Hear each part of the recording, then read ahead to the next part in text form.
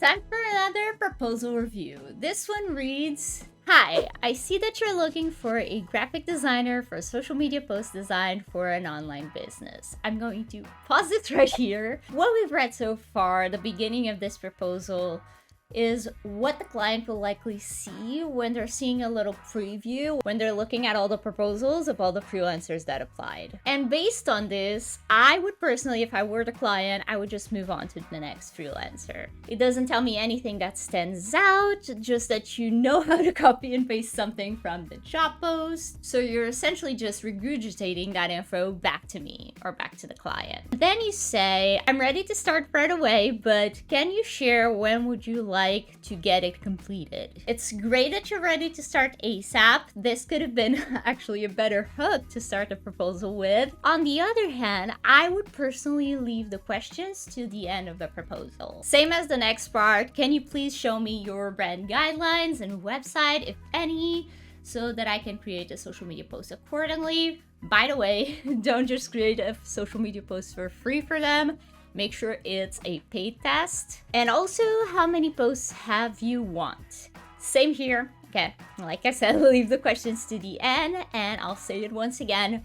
Please install Grammarly. It will detect small issues that I see in your grammar. And then you say you can have a look at my portfolio here, and you paste a Behance link. I like that you included a portfolio, especially since the client actually asked for it.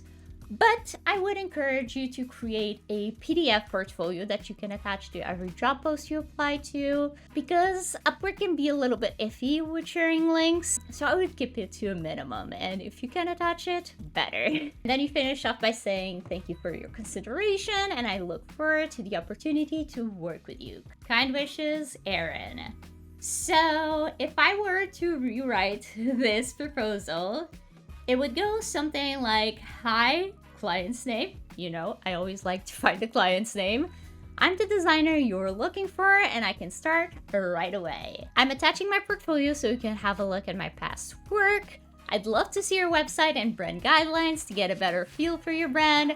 I'd also be interested to know how many posts you need created and when you need them done by. Looking forward to hearing from you.